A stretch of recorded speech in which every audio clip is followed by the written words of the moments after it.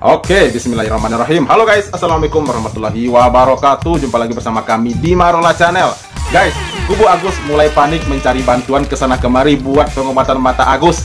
Di video kali ini, Saiful Jamil yang merupakan seorang mantan artis terpedaya oleh bujuk rayu Kubu Agus untuk menanggung pengobatan mata Agus ke Singapura. Tetapi ada pernyataan Saiful Jamil yang sangat menonjol di sini guys, bahwa dirinya ikhlas dunia akhirat membantu Agus. Jadi begini katanya. Jadi mau diapain uang tersebut tidak masalah, mau dipakai buat yang haram pun juga tidak masalah katanya. Nah ini yang jadi pertanyaannya, kalau kita bantu orang, ya diarahkan juga kepada yang benar gitu ya, diarahkan juga sesuai dengan peruntukannya gitu. Memang kita membantu orang itu dengan ikhlas, ya terserah mereka mau diapakan uang tersebut, tapi tetap diarahkan kepada yang benar, bukan mau gunakan yang haram ke terserah mereka, nggak gitu juga konsepnya kali ya bro ya. Nah di sini sementara itu Farhat mulai stres dikarenakan rekan-rekannya di tim pembela Agus telah banyak yang mundur, mulai dari RD Lau, Krisnamurti, dan yang baru-baru ini adalah Ilal Ferhat yang dituduh pengacara tekuk istri. Bahkan CFA ini ikut juga menyenggol istri-istri mantan rekannya tersebut. Wah. Aduh Bang Farhat kapan lah kau tobat itu ya. Oke guys, tanpa berlama-lama lagi seperti apa videonya, ini dia, let's go. Kan juga mohon maaf ya seperti tadi mau dipakai buat haram kan apa, itu urusan dia, tanggung jawabnya sama Tuhan. Yang penting kita niat awal kita bantu dia udah gitu. Saiful Jamil mantan artis yang kagak baju kita sama ya bro ya, sama-sama kuning Agus. Statementnya ampun, katanya ya. Kalau nyumbang terus ikhlas ya kan, dibuat yang haram ya gak apa-apa loh, gimana sih? Iya, udah betul. tahu dia melakukan hasil sumbangannya ini untuk pakai yang haram, terus kamu biarin, ya itu namanya menjerumuskan orang bang itu. Iya betul, setuju nih bro, ya, setuju. Dikasih tahu gak boleh buat barang haram, dibiarin aja. Anda sebagai penyumbang ya ada kewajiban juga ngarahin orang gitu loh, kan kasihan. Ya, betul. Mau menuju jalan neraka atau Anda biarin aja terceburlah si Agus ke neraka. Nggak bisa begitu ya kan ceritanya. Ya dinasihati, betul. dikasih tahu, Gus nggak boleh, bukan malah didukung masuk neraka. Betul. Setuju kan?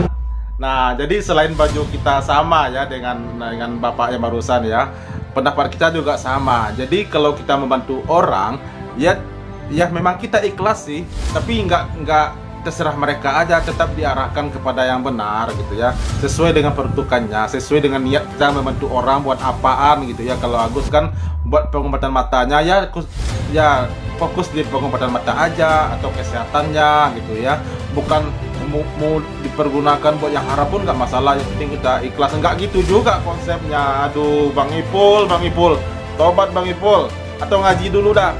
Oke guys, kita lanjut. Jadi pasti saya yakin semua orang juga pasti setuju. Sekali lagi bahwa jangan pernah yang namanya mengambil hak orang lain yang sudah menjadi haknya, yang sudah menjadi haknya. Seperti itu.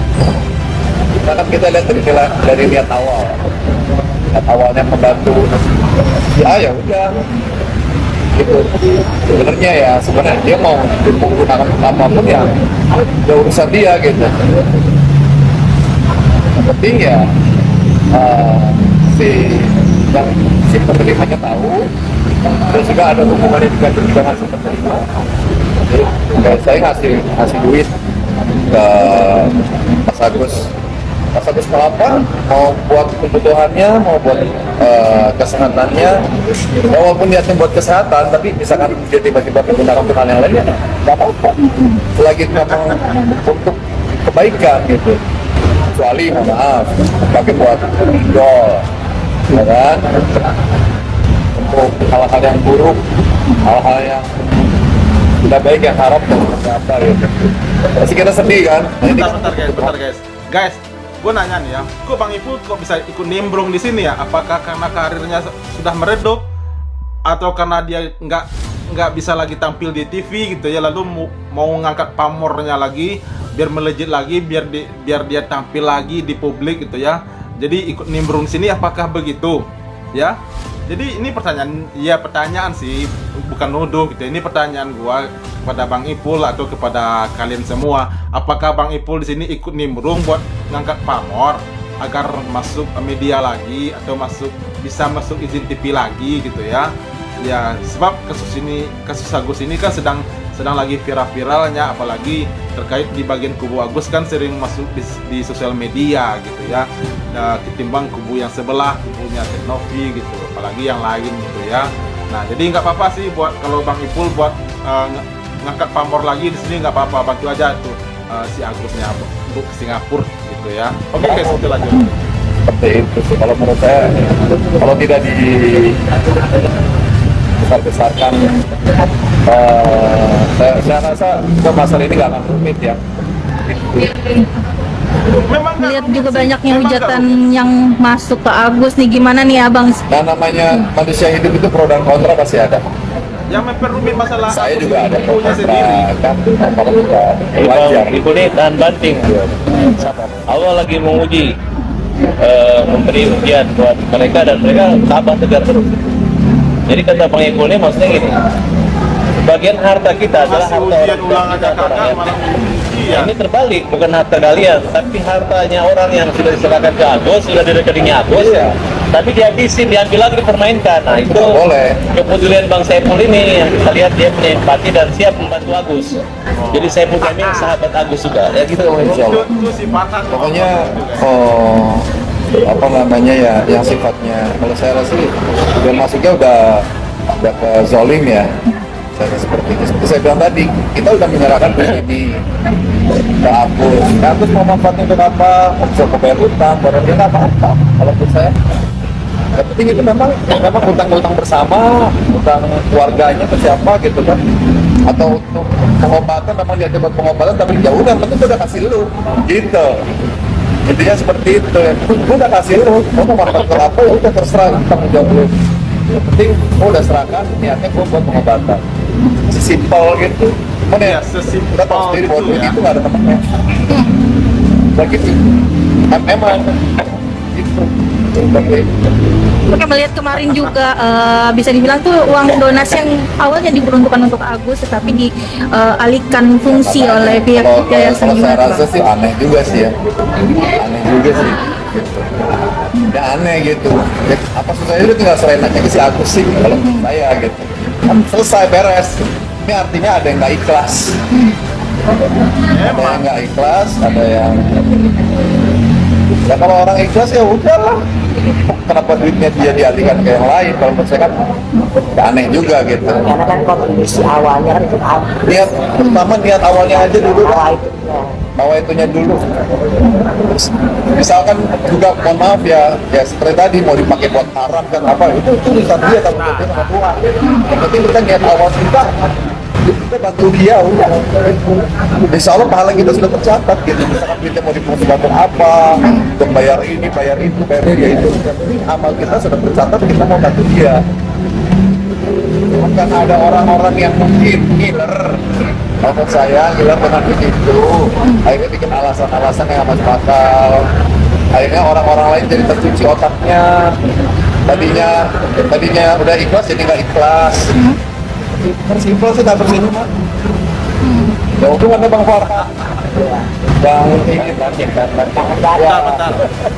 Jadi mungkin Saiful Jamil ini mengatakan para pendonasi atau donatur Agus ini katanya otak para donatur ini telah tercuci gitu ya. Jadi terpengaruh dengan perkataan-perkataan yang membuat uang donasi tersebut tidak jadi dialihkan kepada Agus gitu ya.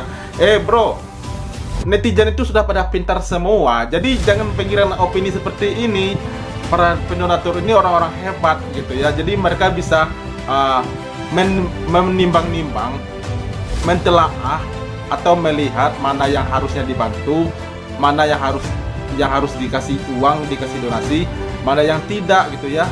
Sedangkan Agus telah awalnya ikhlas buat dikasih donasi, tetapi dipergunakan dengan yang tidak tepat gitu ya, makanya mereka akhirnya nggak jadi ikhlas gitu, sebab peruntukannya itu tidak tepat gitu ya. Jadi kau itu nonton dulu kasus ini, jangan asal nimbrung terus gitu ya, jangan asal ngejiplak terus di sini. Oke guys, kita lanjut. Bapak dari dulu ya, kalau beliau nggak tahan banting, mungkin sampai sekarang nggak bertahan.